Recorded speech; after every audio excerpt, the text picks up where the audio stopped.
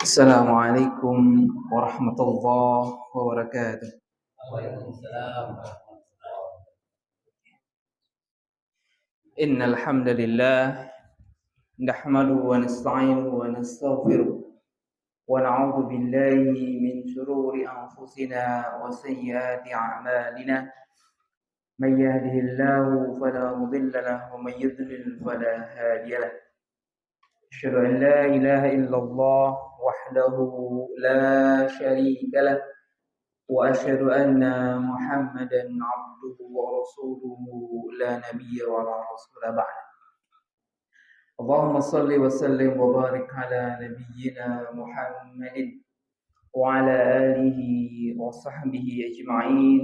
أما بعد، فيا أحباب الله وأحباب رسوله صلى الله عليه وسلم عباد الله، أوصي نفسي وإياكم بتقوى الله فقد فاز المتقون ولا تموتن إلا وأنتم مسلمون.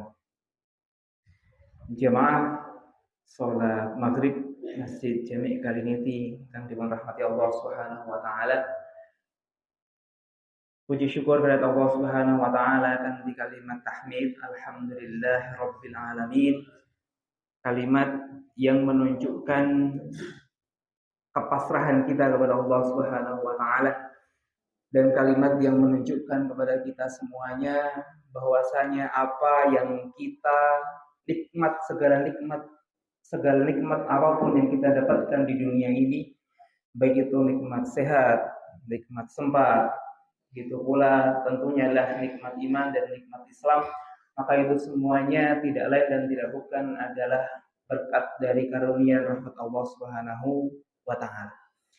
Maka ketika kita semuanya mengucapkan kalimat alhamdulillah, maka berarti tidak ada satu zat pun, tidak ada satu pihak pun yang pantas untuk kita puji, yang pantas untuk kita sampaikan rasa terima kasih kita, melainkan hanyalah Allah Subhanahu wa taala.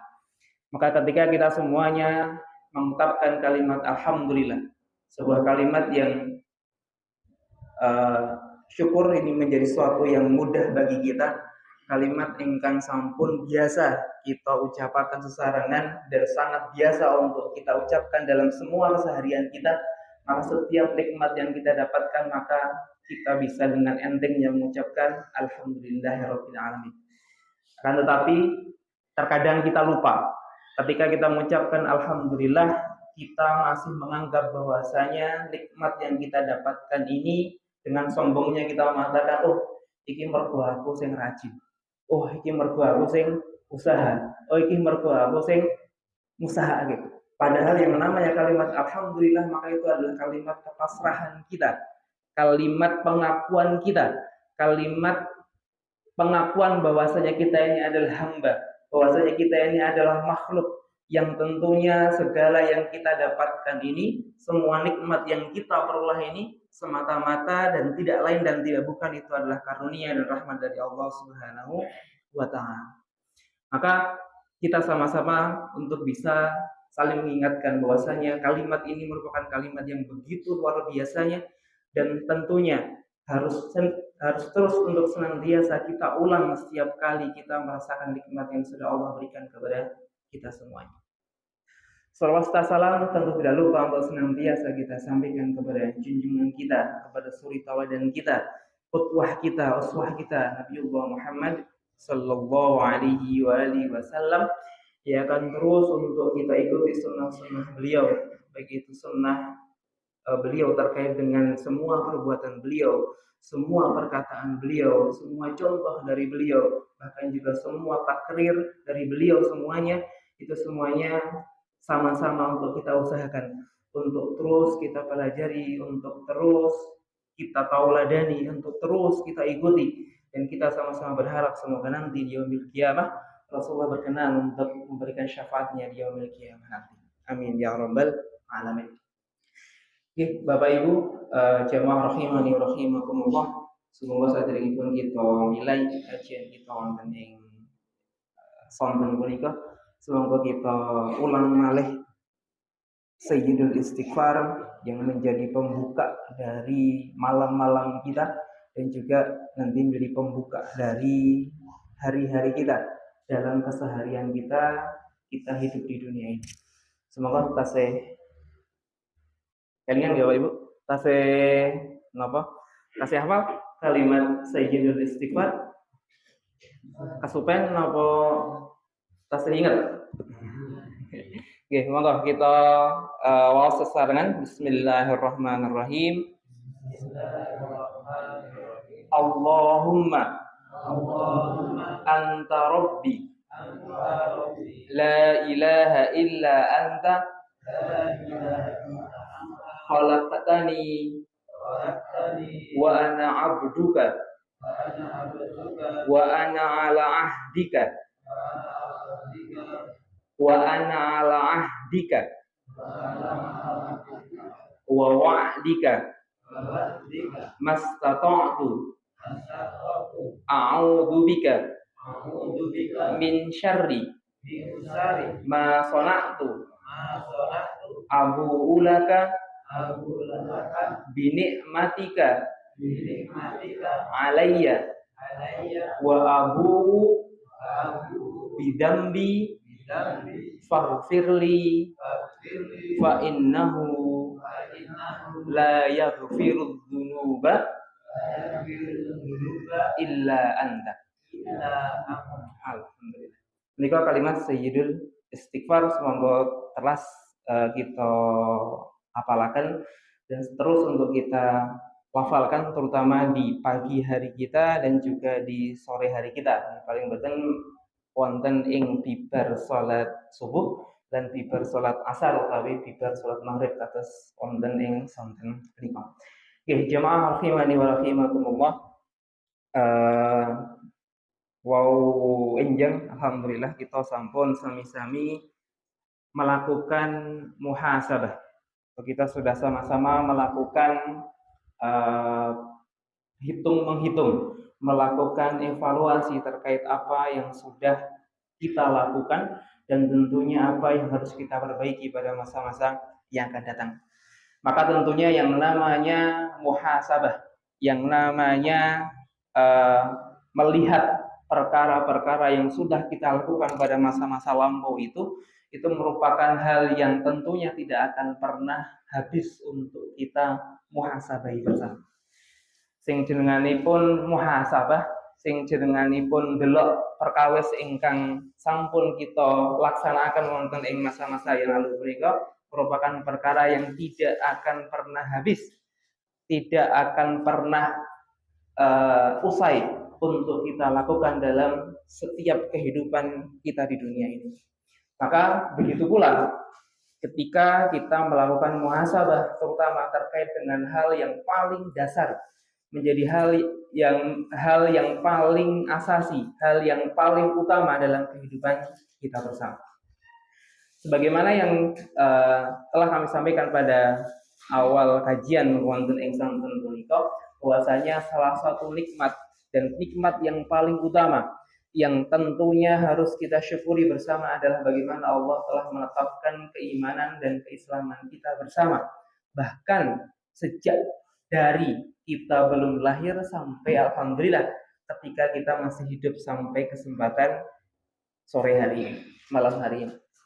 Maka kenikmatan iman, kenikmatan Islam itu juga jangan sampai untuk lupa kita muhasabai bersama, untuk sama-sama kita lihat bersama, untuk sama-sama kita evaluasi bersama.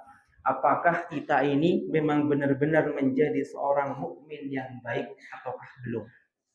Apakah selama kita hidup ini 30 tahun kita hidup, 40 tahun, 50 tahun, 60, 70 tahun kita hidup ini, apakah kita sudah mampu untuk bisa menunjukkan diri kita sebagai seorang mukmin ataukah belum? Maka kalau kita mau melihat, mau mengevaluasi keimanan kita, maka hal yang harus kita ketahui bersama adalah sebetulnya bagaimana seorang mukmin yang sebenarnya itu. Jamaah rahimani wa rahimakumullah, sebagaimana yang sampun kula waos wonten ing rakaat pertama salat maghrib kula wau.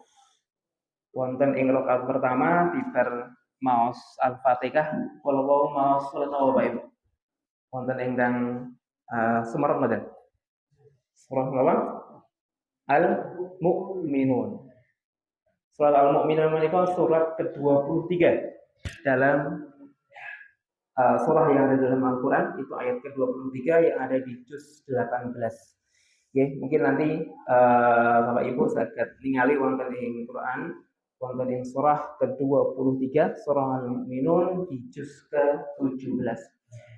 18 ngapunten. Juz ke-18. A'udzubillahi minasyaitonir rajim. Bismillahirrahmanirrahim. Qad aflahal mu'minun alladzina hum fi salatihim khashi'un walladzina hum 'anil lagwi mu'ridun walladzina hum lizzakati fa'ilun walladzina hum li furujihim hafizun illa 'ala azwajihim aw ma malakat aymanuhum fa innahum ghairu malumin faman ibtagha wara'a dzalika fa ulaika humul 'adun walladzina hum li amanatihim wa 'ahdihim ra'un والذين هم على صلواتهم يحافظون أولئك هم الوارثون الذين يرثون الفردوس هم فيها خالدون. Wonten ing surat Al-Mu'minun ayat pertama ngantos ayat ke-11. Allah Subhanahu wa taala memberikan berita kepada kita semuanya. Allah Subhanahu wa taala memberikan panduan kepada kita semuanya bahwasanya yang namanya orang mukmin itu ada 6 ciri utama seorang mukmin itu. Ada 6 indikator utama, ada 6 hal utama yang menjadi ciri bahwasanya seorang itu, makhluk itu, manusia itu disebut sebagai seorang mukmin. Dan menariknya dalam surah ini Allah Subhanahu wa taala sebelum Allah menyampaikan ciri-ciri seorang mukmin itu, Allah memberikan sifat yang melekat dan terus menjadi suatu yang pasti melekat dalam diri seorang mukmin. Apa sifat yang Allah sampaikan dalam mencirikan, mensifati seorang mukmin itu? Allah menyampaikan qad aflahal mu'minun. Allah menyifati seorang mukmin itu dengan aflah, dengan kalimat falah. Napa niku falah? Beruntung. Wong sing untung. Maka yang namanya orang mukmin, sifat utama seorang mukmin dan itu pasti melekat dalam diri setiap mukmin adalah orang mukmin itu pasti beruntung. Sing jane wong mukmin ora mungkin wong mukmin kok ora untung, ora mungkin. Yang namanya orang mukmin Allah sifati dan sudah pasti Allah berikan dalam diri seorang mukmin itu adalah ada keberuntungan dalam setiap diri seorang mukmin.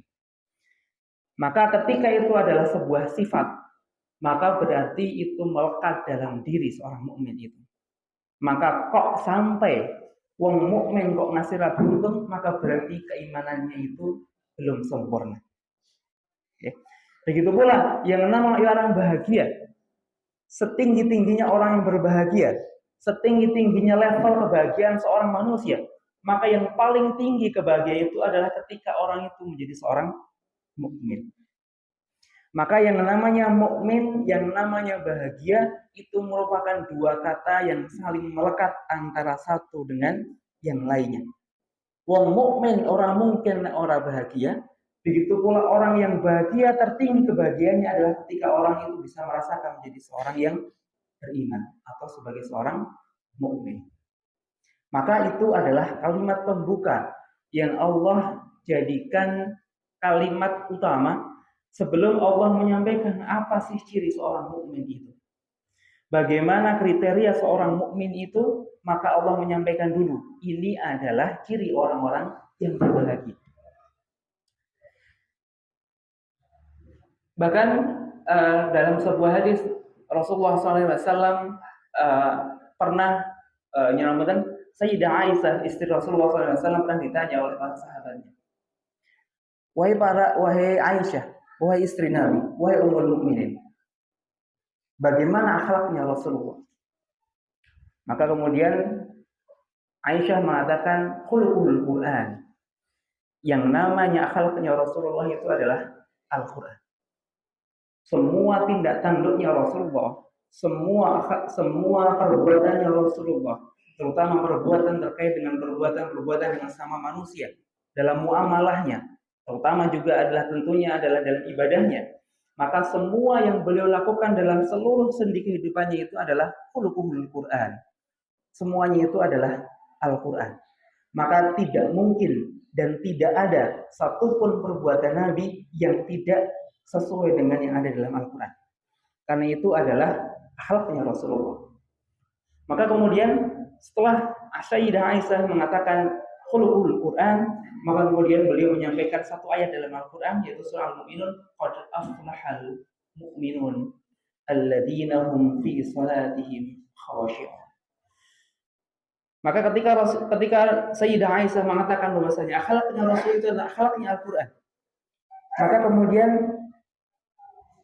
seolah-olah Sayyidah Aisyah menjelaskan bahwasanya yang namanya akhlak Al-Quran itu adalah akhlaknya qad aflahal mu'minun, akhlaknya seorang mukmin. Maka ketika seorang mukmin itu akan dan berkeinginan menjadi orang yang berbahagia sebagaimana sifatnya seorang mukmin, maka hal yang paling utama yang harus dipegang adalah bagaimana dia mampu menjadi seorang mukmin, yaitu adalah seorang mukmin sebagaimana seorang mukmin yang digambarkan oleh Allah dalam Al-Quran, terutama dalam surah Al-Mu'minun ini. Dalam ayat pertama sampai ayat 11 ini, Allah Subhanahu wa taala menyampaikan ada 6 ciri seorang mukmin itu. Yang tentunya keenam ciri ini merupakan keenam hal yang tentunya berkaitan antara satu sifat dengan sifat yang lainnya dan saling menutupi, saling menyempurnakan antara satu sifat dengan sifat yang lainnya. Apa ciri pertama seorang mukmin? Allah Subhanahu wa taala menyampaikan alladzina hum fi salatihim khashi'un. Ciri pertama seorang mukmin adalah alladzina hum fi salatihim khashi'un, yaitu adalah orang-orang yang khusyuk dalam salatnya. Maka ciri seorang mukmin adalah ketika dia mampu menjadikan salatnya ini adalah sebagai salat yang paling khusyuk yang dia persembahkan kepada Allah Subhanahu wa taala. Yang namanya salat menika, Bapak Ibu, disampaikan oleh Rasulullah bahwasanya salat ini adalah waktu di mana kita bisa membahagiakan diri kita, begitu pula kita bisa mengistirahatkan diri kita di hadapan Allah Subhanahu wa taala. Bahkan pernah Rasulullah menyuruh Bilal bin Rabah, muazzinnya Rasulullah saat itu, untuk mengumandangkan azan dengan menggunakan kalimat yang begitu indahnya. Rasulullah mengatakan, ya Bilal, kum ya Bilal, arrehna bis-shalah. Wahai Bilal, berdirilah dan kumandangkanlah azan dan bahagiakanlah kami dengan salat. Arrehna bis-shalah. Wahai Bilal, arrehna bis-shalah. Bahagiakan kami, istirahatkan kami dengan salat tersebut.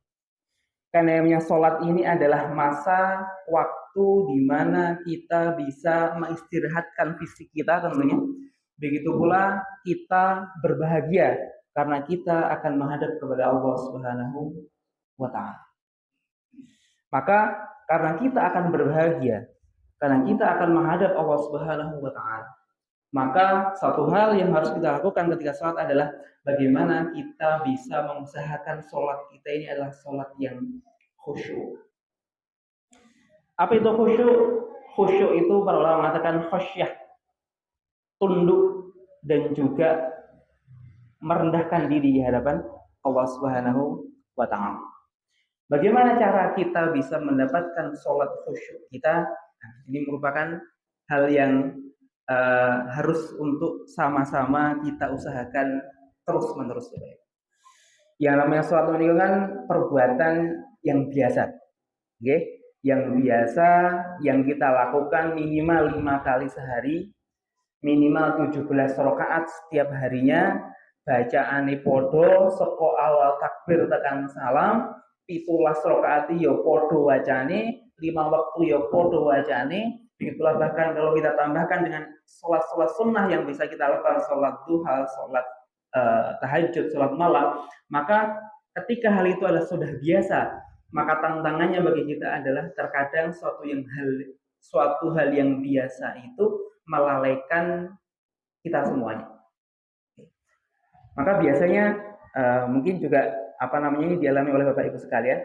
Awak dhewe nek salat niku kadang awak dhewe nggih kados ingkang dipun napa sampai akan enjang. Kadang ketika kita salat itu kadang kita lupa. Kita sudah baca suratnya adalah surat apa, dan kadang kita lupa juga kita sudah sholat berapa rakaat. Ini merupakan itu nggak cuma masalah Bapak Ibu, pulang nggak tadi terkadang pulang naik pas waktu itu kadang tiba-tiba lali apa. Kadang ada kira-kira aku kira-kira mau surat burung apa? Mau surat apa burung ya? Kira-kira aku mau wes rakaat kepiro ya? Nah, ini terkadang kita lupa. Maka bagaimana cara kita untuk bisa khusyuk dalam sholat kita? Maka Rasulullah SAW memberikan sebuah latihan, memberikan sebuah panduan. Salah satu cara untuk kita bisa mendapatkan khusyuk dalam sholat kita adalah bagaimana kita bisa mempersiapkan sholat kita itu sejak kita akan melaksanakan sholat itu. Ketika kita akan melaksanakan takbir dalam sholat kita. Yang namanya sholat itu kan rukun pertama adalah niatnya, Bapak. Rukun pertama itu adalah niat. Baik itu diucapkan maupun tidak, maka itu nggak masalah. Diucapkan boleh, tidak diucapkan itu juga boleh. Karena yang namanya niat itu adalah pekerjaan hati. Maka ketika itu pekerjaan hati, maka monggo. Ketika memang kita merasa bahwasanya hati kita ini butuh untuk dikuatkan dengan kalimat-kalimat yang kita ucapkan, kalimat niat yang kita ucapkan, maka sampaikanlah itu, maka ucapkanlah niat itu. Tapi kalau kita merasa bahwasanya kita mampu untuk menghadirkan niat itu lebih nyaman dengan mengucapkannya dalam hati, maka lakukanlah itu juga. Maka ketika kita melaksanakan sholat, maka yang pertama untuk kita lakukan, yang paling utama itu adalah hadirkan niat dalam hati kita semua. Maka ini yang paling utama. Sing jenengane wong niat kalau mboten niku ketok wae. Nggih. Kados awak dhewe nek biasanipun menawi Bapak Ibu menika nek ajeng nekon anake nika kok anake kok mulai dale-dale nglaksanakake napa nek mau tuku beras, mlaku oleh dale-dale mlaku tuku beras, napa sing mbok lihat oleh itu beras. Maka berarti kan awake ngerti ya. Kira-kira wong sing niat kalau ora itu kan ketok mboten berarti. Begitu pula ketika kita akan niat dalam sholat kita. Maka yang namanya orang niat dalam sholat itu ya ketok. Apa wujudnya? Ya nek wong pancen dhewe niat sholat, maka berarti paling tidak adalah dia menyiapkan diri dia ketika dia akan melaksanakan sholat.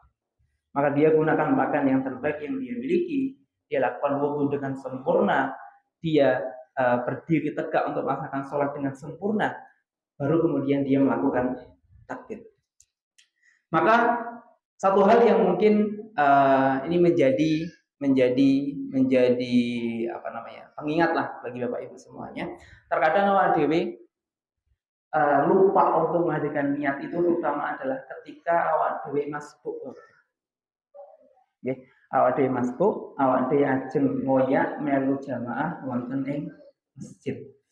Maka biasanya awak dhewe nek wis kesusu niku, awak dhewe mlayu, mlebu teng masjid, baru begitu teko langsung sebenarnya wabah. Tanpa kita persiapkan terlebih dahulu untuk menghadirkan niat dalam diri kita masing-masing. Padahal itu adalah penting. Maka biasanya pun kebiasaan kula ketika kita akan melaksanakan sholat, maka biasanya saya pastikan saya berdiri sempurna, baru bisa saya melakukan takbir Allahu Akbar. Maka upayakan, dan ini juga menjadi salah satu indikator bahwasanya kita bisa menyempurnakan niat kita adalah bagaimana kita bisa siap berdiri dengan sempurna ketika kita akan melaksanakan sholat kita. Nah, ini salah satu cara untuk bisa kita menghadirkan niat yang sempurna ketika kita melaksanakan sholat.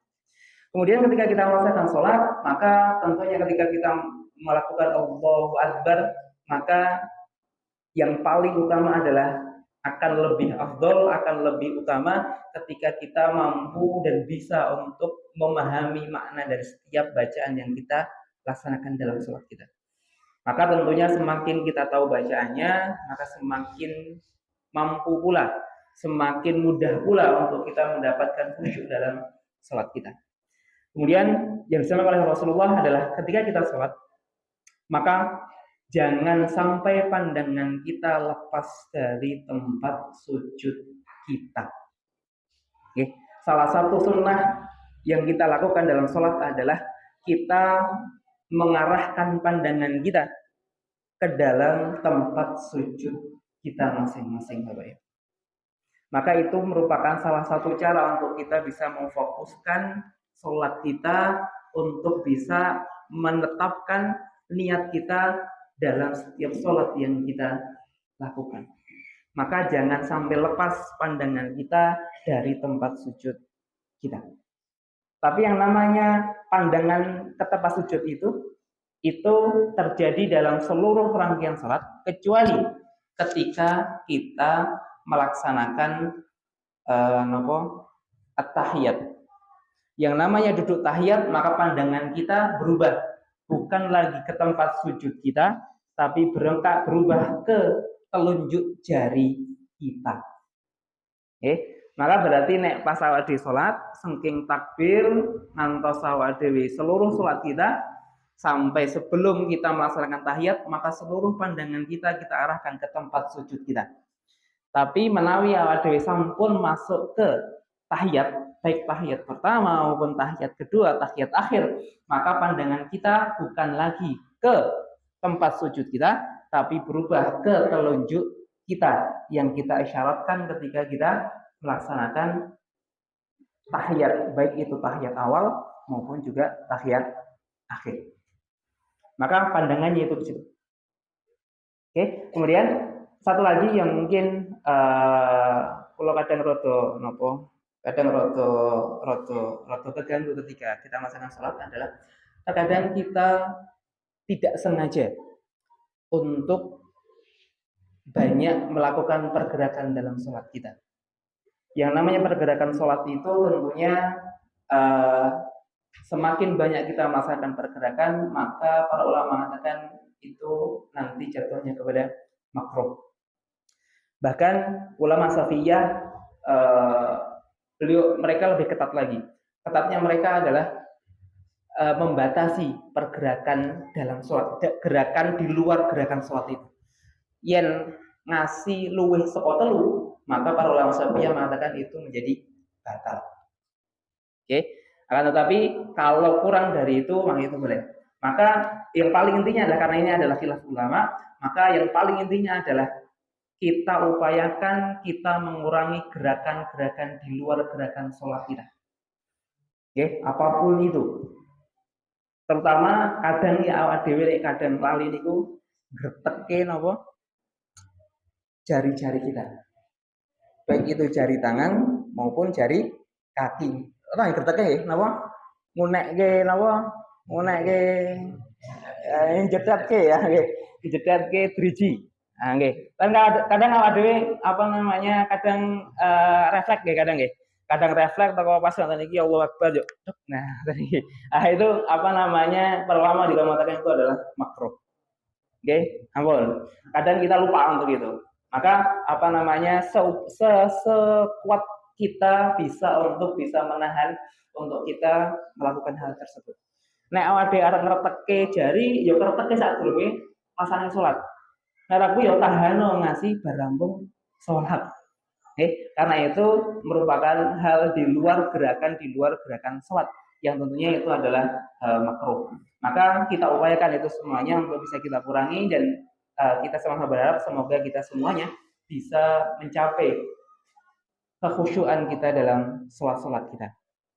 Tapi yang banyak kita lakukan adalah terkadang yang ngobrol kalian yang menikah biasanya dari kita ini pasti pernah merasakan satu kali pun.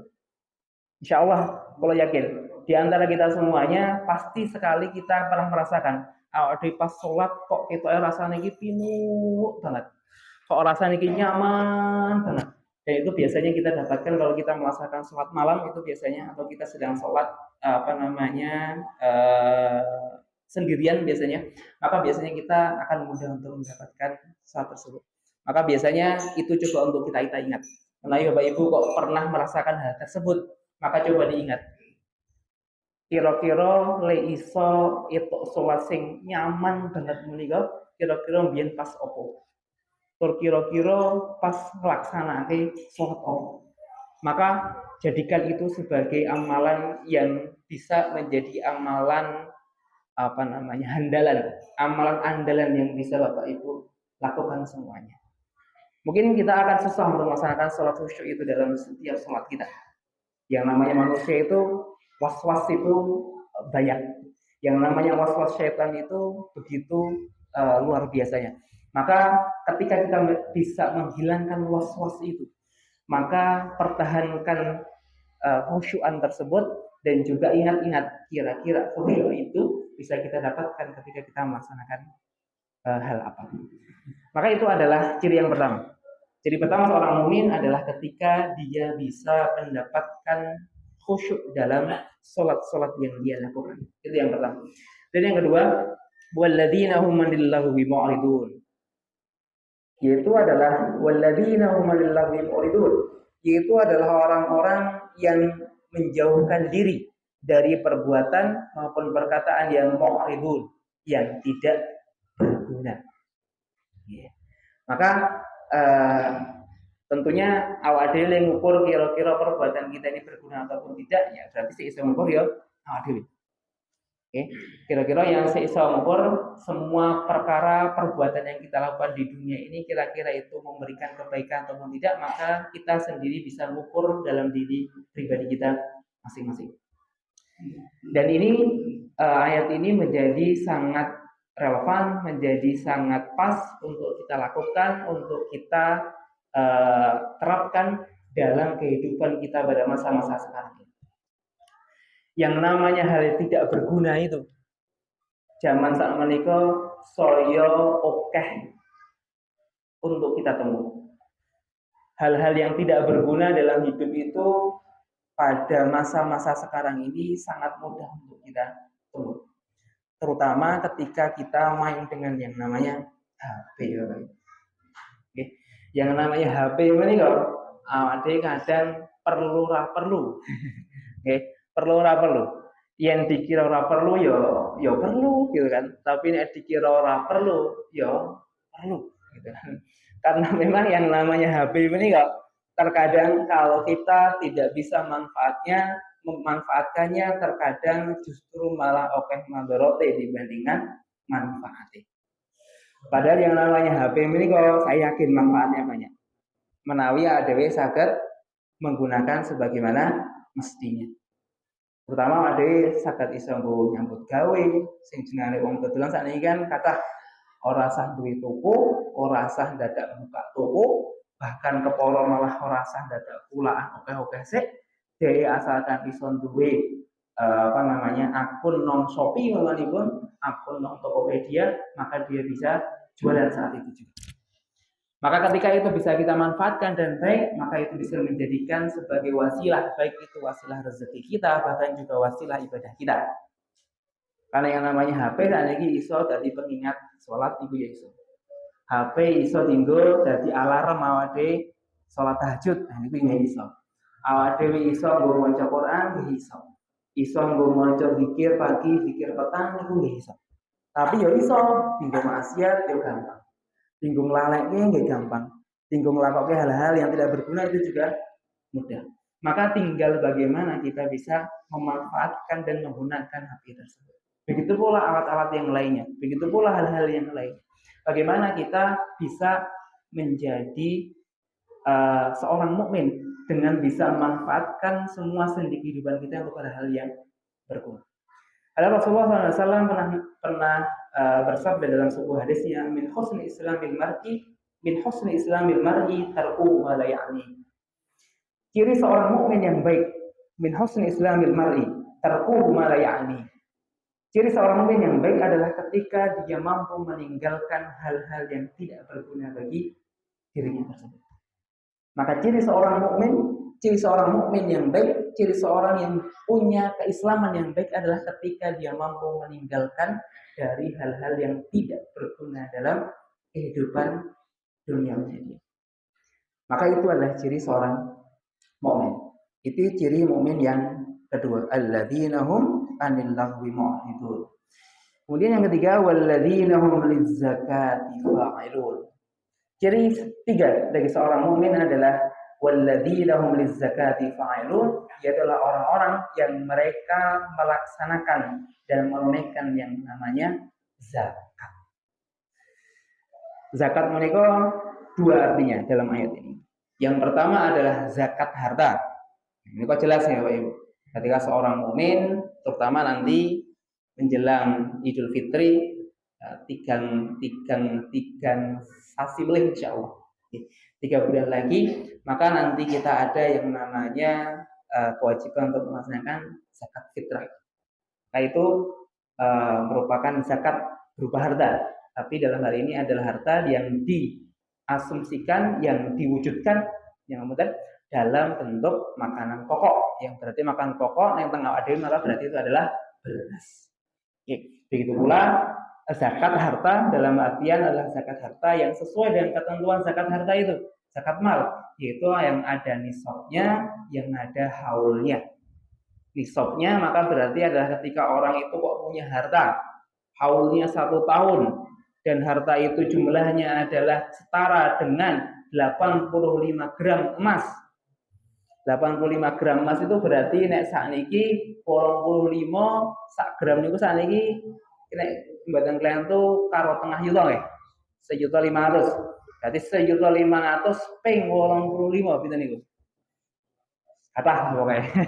Oke, kathah pokoke. Nggih, mungkin ditambah lah. Maka kalau kita punya harta kok setara dengan 85 gram emas dalam waktu 1 tahun, maka berarti kita sudah menjadi orang yang wajib untuk mengeluarkan zakat harta kita. Maka makna yang pertama itu adalah zakat harta itu. Maka orang yang dia melaksanakan kewajiban untuk membayar zakat, baik itu zakatnya adalah zakat harta, begitu pula tadi adalah contohnya adalah zakat fitrah, maka berarti dia adalah seorang mukmin yang baik. Akan tetapi para ulama juga mengatakan zakat di sini maknanya adalah zakah di sini adalah tazkiyatun nafs. Tazkiyah berarti adalah penyucian jiwa.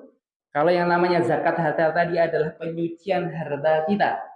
Karena yang namanya harta yang Allah berikan kepada kita itu ada titipan di sana yang menjadi hak orang-orang lain, maka berarti kalau ini adalah tazkiyatun nafs, maka berarti adalah penyucian jiwa kita. Penyucian jiwa kita dari hal-hal yang tentunya itu adalah mengganggu keimanan kita semua. Maka berarti adalah bagaimana kita bisa menyucikan diri kita, bagaimana kita bisa membersihkan diri kita dari hal-hal musyrik yang berpotensi untuk menyekutukan Allah Subhanahu wa taala.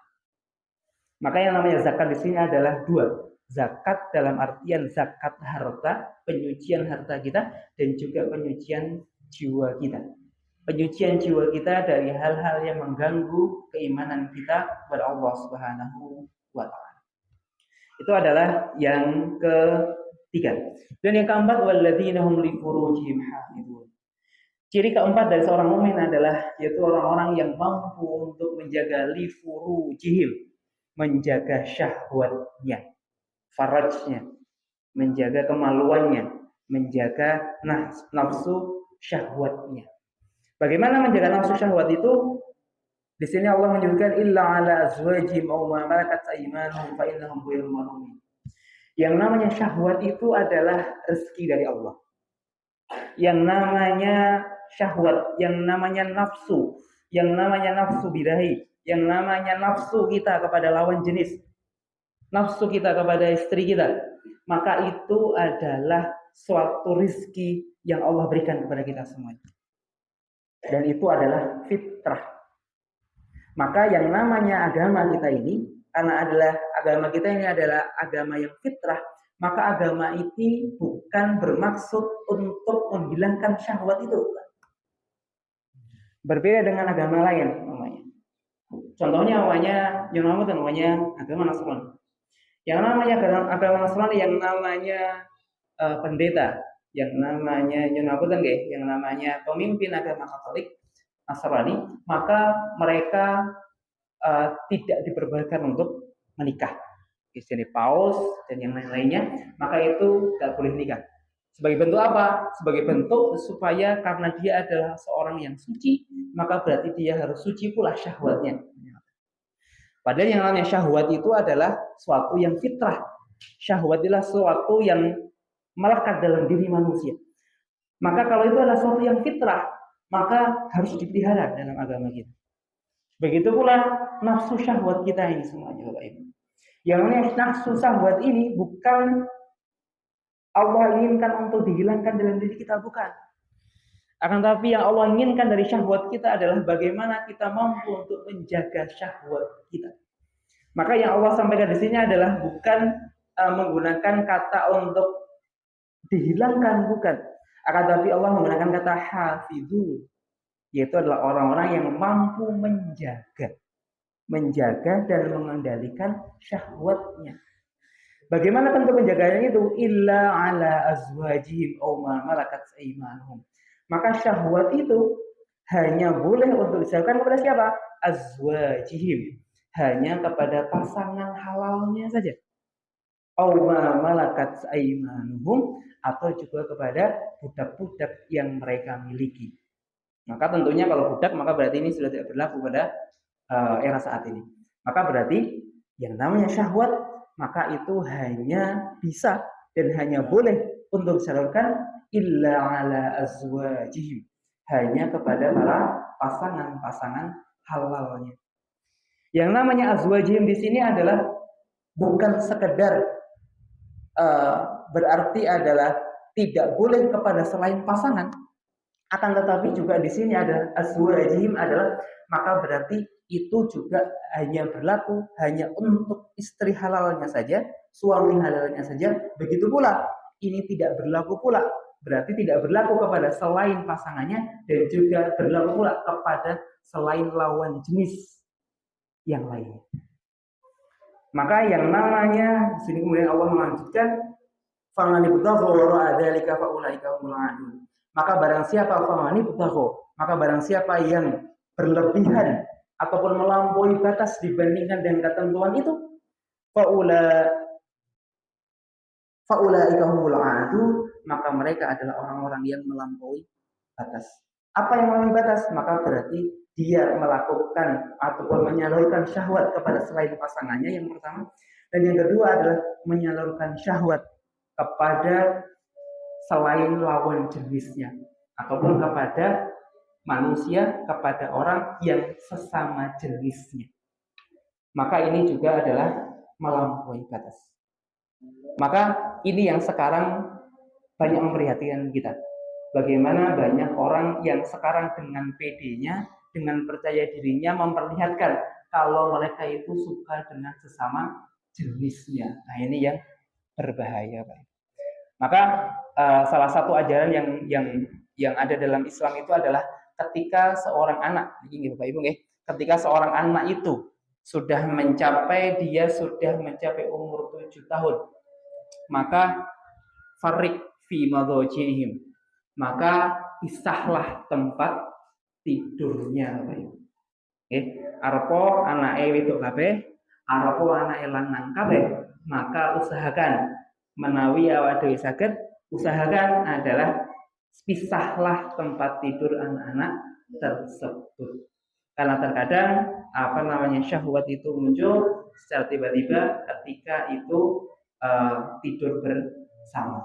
Begitu pula yang sekarang banyak terjadi adalah di pondok-pondok itu, terutama lah pondok kalau dia kan katanya pondok biasanya pun antar sing turu bareng ya, nah itu juga harus hati-hati. Maka sekarang banyak himbauan dari kementerian, dari pemerintah, sebisa mungkin kalaupun itu di pondok dia tidurnya memang di bawah di lantai, biasanya pondok kan biasanya di lantai, maka usahakan ojo uyak-uyakan. Nek uyak-uyakan bahaya. Oke, bahaya. Disikat ngono niku. Oke, meskipun niku padha-padha lanange, padha-padha putrine. Maka itu bisa menjadi apa namanya salah satu cara untuk bisa kita sama-sama menjaga syahwat kita bersama ini.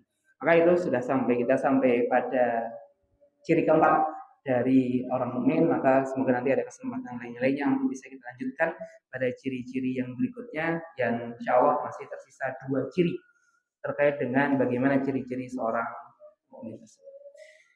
Demikian yang dapat kami sampaikan, semoga bisa menjadi nasihat dan juga menjadi pengingat bagi kita semuanya untuk bisa kita sama-sama menjaga keimanan kita bersama, dan kita pastikan dan kita jadikan keimanan kita semuanya ini menjadi sangu, menjadi bekal bagi kita semuanya untuk bisa terus meningkatkan ketakwaan kita kepada Allah, karena sebaik-baik bekal itu adalah ketakwaan kita kepada Allah Subhanahu wa taala. Wa tazawwadu fa inna khairaz zadil taqwa. Ini kok yang saged kawula aturaken, semoga bisa menjadi wasilah keimanan kita bersama dan juga meningkatkan keimanan kita kepada Allah Subhanahu wa taala. Qul qouli hadza astaghfirullahaladzim li wa lakum wa lisa'il muslimin wal muslimat astaghfiruhu innahu ghafurur rahim. Assalamualaikum warahmatullahi wabarakatuh. Waalaikumsalam warahmatullahi wabarakatuh.